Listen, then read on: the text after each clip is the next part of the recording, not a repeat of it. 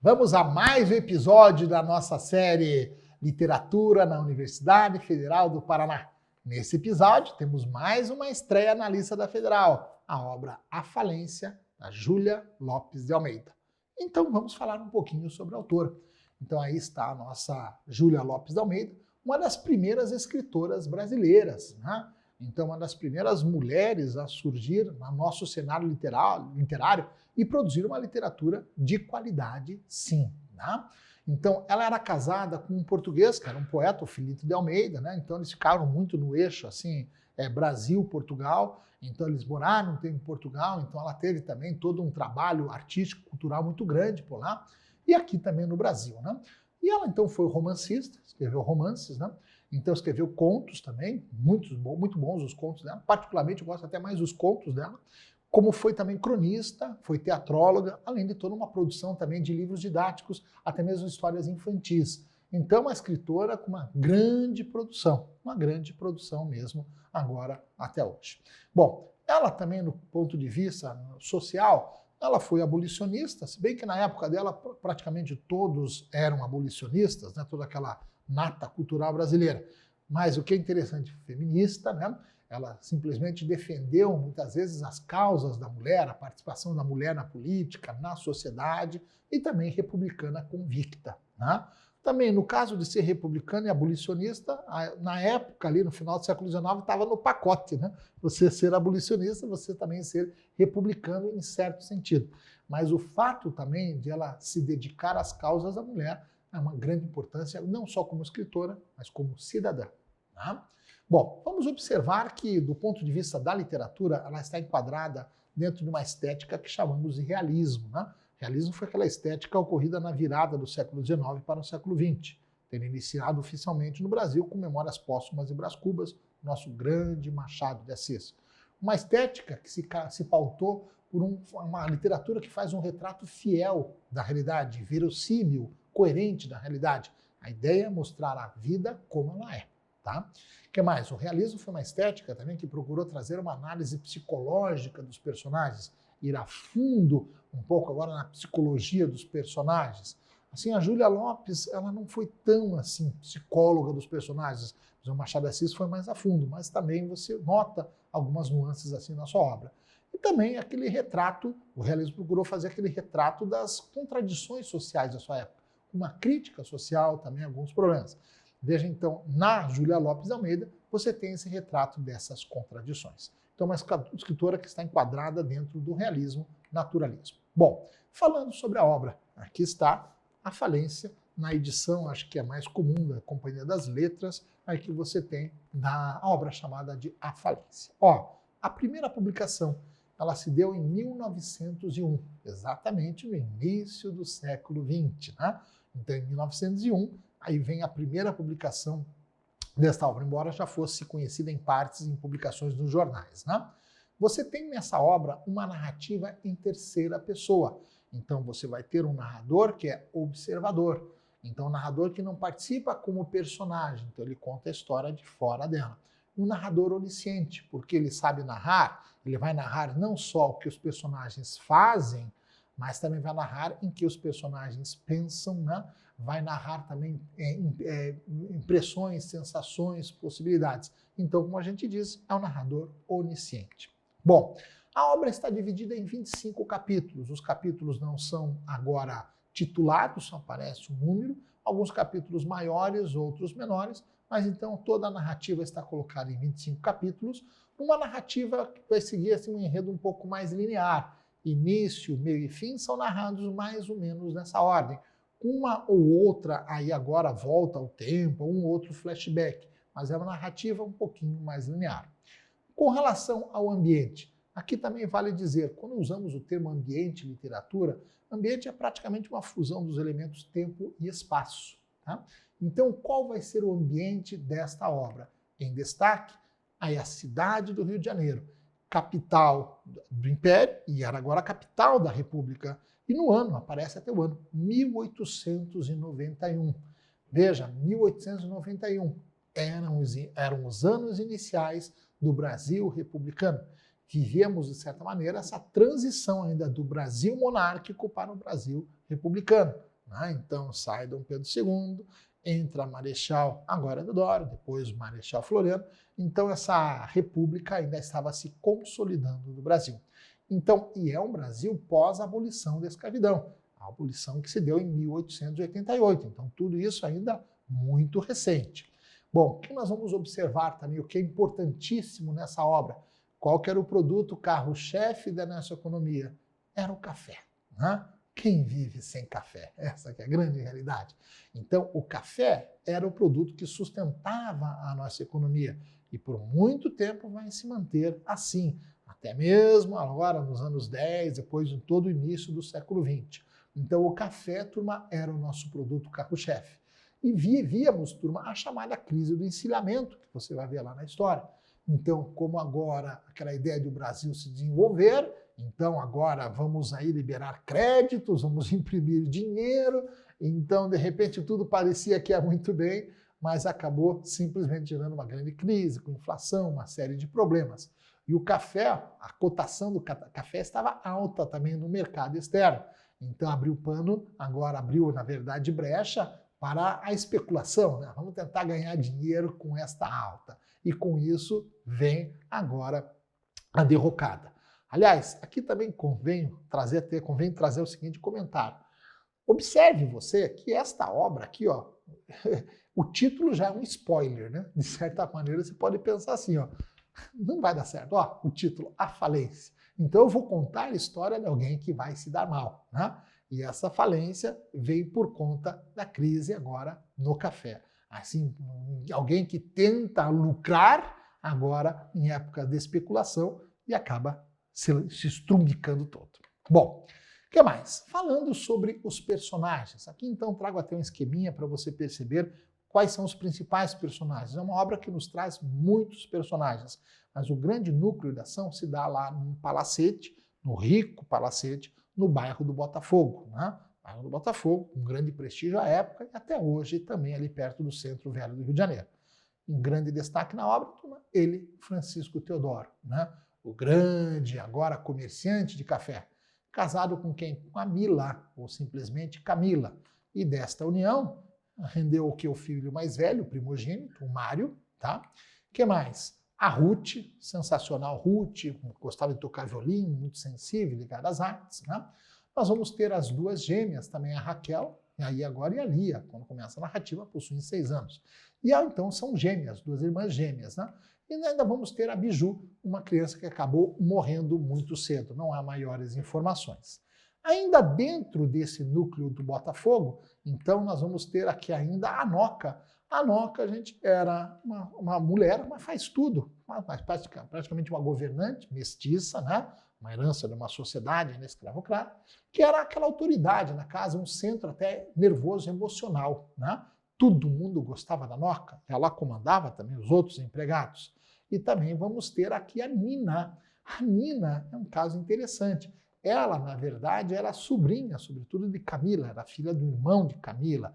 Então ela foi ficando, era uma agregada, mas também trabalhava também na casa. Então não ficava só agora na postura de uma nobre sobrinha. Então ela tinha aquela função também de trabalhar, fazer algumas coisas e era sempre bastante proativa. Bom, fechando esse núcleo de personagens principais, eu venho aqui e coloco o médico, o Dr. Gervásio Gomes.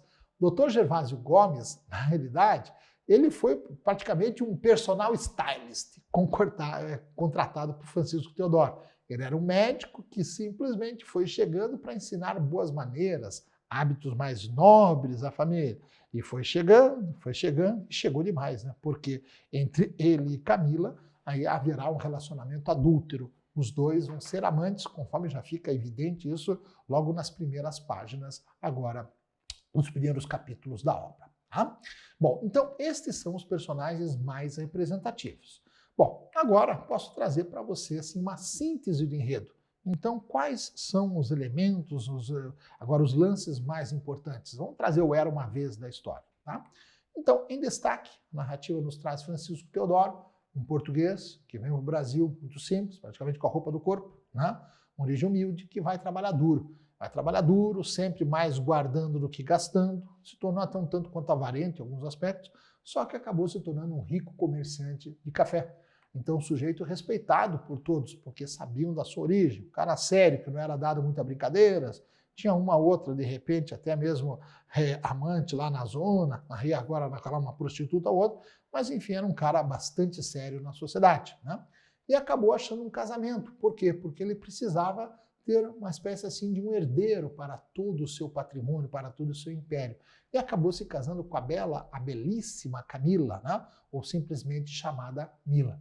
E o casamento rendeu todos aqueles filhos. E a Mila vai ficar naquela postura maravilhosa, né? Casei com um homem rico, aí madame, sempre os melhores vestidos, sempre de repente as boas festas, tudo de bom e do melhor.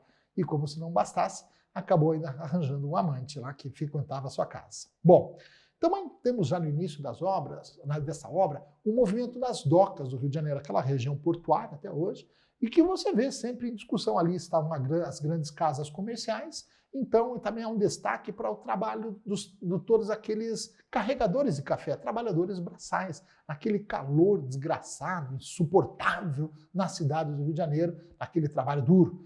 Então, o café espalhado nas ruas era tanta fartura que caía muito café pelo caminho. E muitos viviam até mesmo desses cafés, desse café colhido assim, nessas sobras, tá? Bom, o momento estava ótimo, o café estava em altíssima cotação e era o momento que quem estava ganhando, talvez ganhando mais, aproveitar essa maré agora de bons resultados. Na verdade, Francisco Teodoro é um grande destaque, mas havia um outro nome muito forte na praça, que era o tal do Gama Torres. Gama Torres também era um sujeito que havia prosperado, mas parecia ser mais jovem, mais arrojado. Então era assim um objeto de inveja daqueles mais tradicionais, aqueles cafeicultores, aqueles comerciantes mais, talvez, old school, né, gente da velha escola, como Francisco Teodoro. Então Francisco Teodoro tinha uma certa invejinha do outro, pensando, poxa, o cara que é o bonzão, mas eu também consegui muita coisa. Então vejam que isso é uma espécie de uma semente, gente, agora de uma ambição que fica na obra, que vai produzir um grande estrago agora na vida do Francisco. Bom, então ele vivia naquele palacete lindo que ele construiu no bairro do Botafogo, e lá, turma, era aquela vida agitada, a vida social, com ostentação, né? Porque veja que Francisco Teodoro não era um cara de gastanças bobas, mas ele sabia que ostentar, manter aquela aparência de prosperidade era bom também para os seus negócios, né? Então sempre ele gostava, enfim, dessas festas. E todo aquele desperdício de comida e tudo mais. Então era aquela coisa absolutamente sensacional. Camila, a turma, envolvida com o Dr. Gervásio. Então os dois tinham aquele caso, e cá entre nós, era aquele caso. Todo mundo sabia que os dois eram amantes, menos quem? Aí o próprio Francisco Teodoro, que não imaginava que a esposa o enganava com o Dr. Gervásio. Bom, com relação ao filho mais velho, o Mário, não pense que o Mário vai querer estudar, fazer direito aqui, ou vai fazer medicina, ou vai para Portugal. Não, o negócio dele era viver na festa, né? Então, com uma carroça novinha e tudo mais. Então, até o próprio pai, aí o censura por isso, que o pai pensa, tudo bem, não vai estudar, mas podia pegar gosto pelo trabalho, né? Até para tocar aí também esse comércio. Pô, quando um dia eu morrer, ele podia tocar tudo adiante, né? Bom, há um personagem também em destaque nessa obra, o nobre Capitão Rino. Capitão Rino era um comandante de um navio, de uma fragata, né? E ele acaba se apaixonando por Camila. Camila até gosta da elegância do Rino e tudo mais, mas a Camila era mais prática. Puxa, já estou envolvida agora com o Dr. Gervásio, vou criar mais agora uma confusão. Então o Capitão Rino ele sofre um pouquinho aí por manter esse amor proibido por Camila, que não vai muito adiante. Bom, também vamos observar que em destaque a família da Nina, né, que é a sobrinha que está sempre envolvida, sempre pronta a ajudar todos em casa. Parece mais uma funcionária na casa, ela contém também, gente, ela desfruta do amor de Camila, de todos assim, mas enfim, ela não tem toda aquela liberdade como tinha lá o Mário. Bom, também a presença da Noca aqui, turma, como já disse, a governanta, que é o centro nervoso de toda aquela família. O café estava em alta, como já dissemos, e era hora, portanto, de arriscar. O nosso Francisco Teodoro não queria entrar na Bolsa de Valores, não queria trabalhar com especulação, mas ele achava que esse era o melhor. Ele estava sendo levado quase, sugado agora para essa direção. Bom, então, até que num belo dia, vem um tal de Inocêncio Braga e faz uma proposta, né? uma proposta agora para o nosso Francisco Teodoro. Ele não vai no escritório do Francisco Teodoro, vai até o palacete dele. Ele fala, ó, traz uma série de dados e fala, ó, vamos apostar nessa alta, vamos ganhar muito dinheiro. Você já está ganhando, mas vai ganhar mais ainda. Francisco Teodoro pensa bem e fala, só que o Francisco Braga fala, ó, isso é atitude de quem vê longe, quem é agora arrojado tem que fazer isso. Olha, o Gama Torres, o teu concorrente, já está lá. Você vai ficar para trás, né?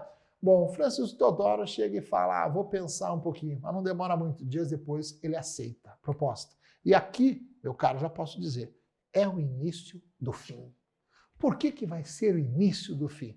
Bom, o tempo vai passando, o Mário tinha se envolvido com uma prostituta lá francesa, aí a mãe falou para ele não mais se envolver, ele cortou, e acabou a gente se envolvendo com quem? Com a Paquita, uma moça rica na sociedade, uma família da baronesa Lage, e eles acabam se casando. Aquele casamento era bom, daria status até mesmo para o Mário. Bom, na volta do casamento, há um fato interessante. Na sala, no palacete da casa, há um espelho quebrado no salão, né? A Noca, que era super, assim também, supersticiosa, falou, ó, espelho quebrado é sinal de morte ou ruína. Alguma coisa não vai bem. E não ia bem mesmo, né?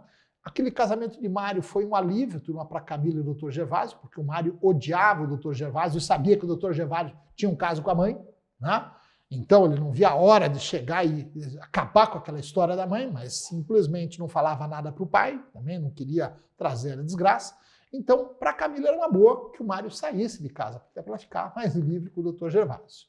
Bom, mas pela manhã, turma, também agora, naquele dia de casamento, chega a seguinte notícia: a queda do preço do café. O café, que estava com grande cotação nos grandes mercados, o preço começou a despencar. Né?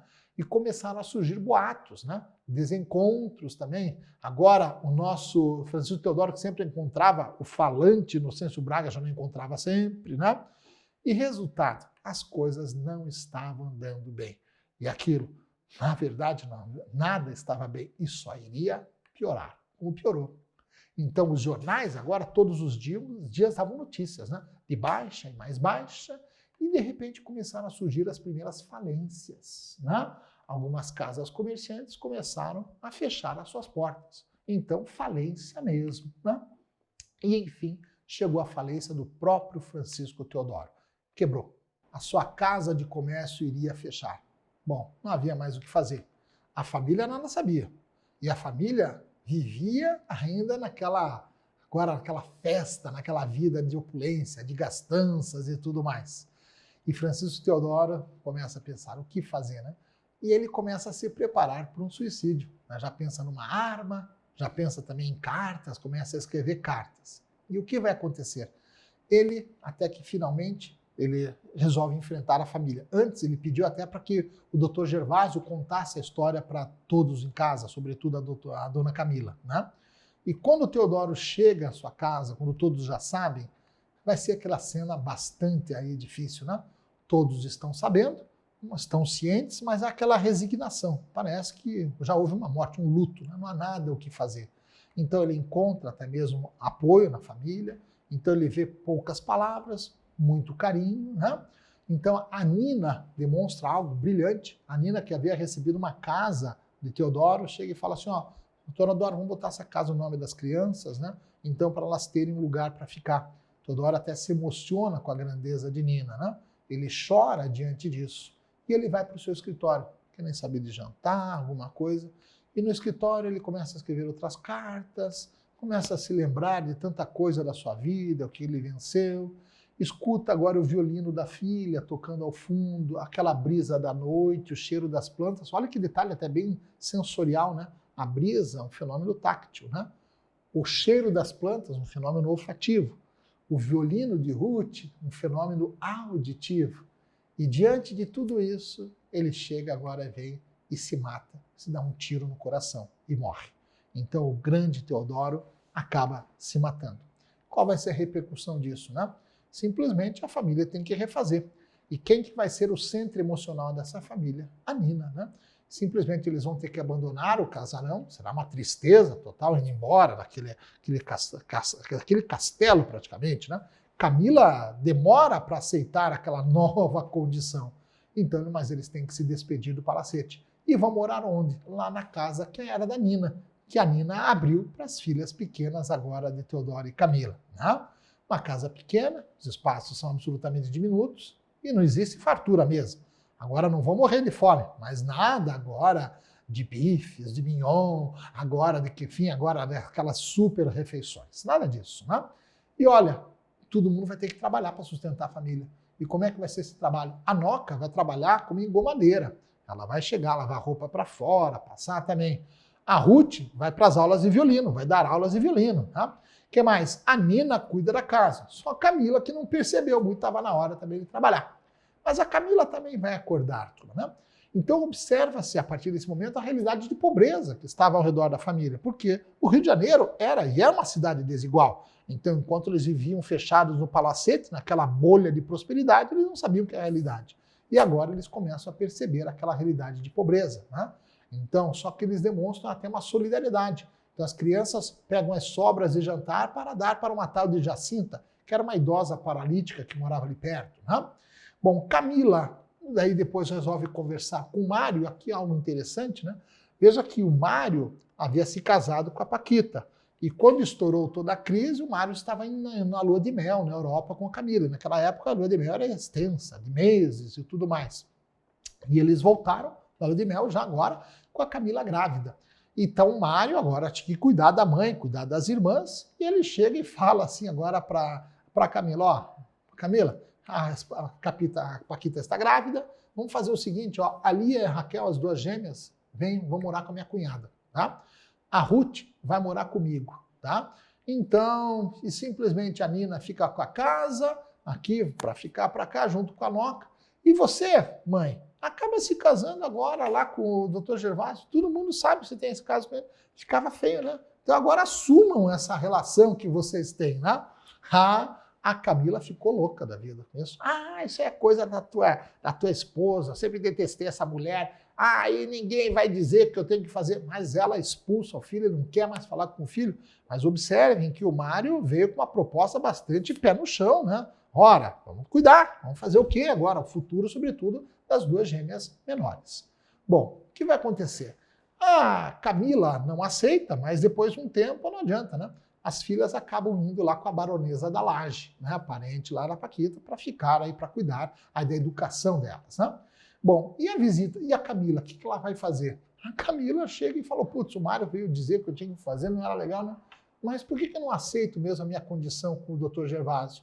E agora a Camila resolve ir visitar o Dr. Gervásio. Vai conversar, vai de bonde, passa até pelo palacete e tudo mais, chega até a casa do Dr. Gervásio e basicamente falou, Dr. Gervásio, quer casar comigo?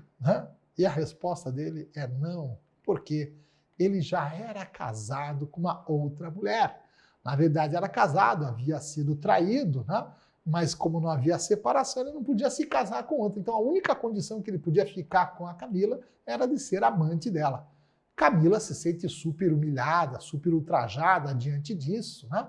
Vai embora super triste, chega em casa e chora, mas é consolada um pouco pela música de Ruth. E, na verdade, é nesse momento que ela abre os olhos, ela percebe, puxa, eu estava assim, sempre dependendo do Francisco Teodoro, agora ainda quero depender de quem? De um outro homem, do Dr. Gervásio, mas chega de depender de homem. Eu vou agora tratar de cuidar da minha vida. E ela resolve, então, agora levar a vida mais a sério. Então, depois do choro, no outro dia, a atitude dela, né? Ela manda buscar as gêmeas e fala, dane-se, eu sou a mãe, eu que tenho que cuidar. E vou achar um jeito de trabalhar, e vou trabalhar porque a vida segue, né? Veio a falência, mas nós precisamos sobreviver. Então, em linhas gerais, este é o enredo da obra A Falência, da Júlia Lopes de Almeida. Valeu? No próximo episódio, mais uma obra da Federal do Paraná.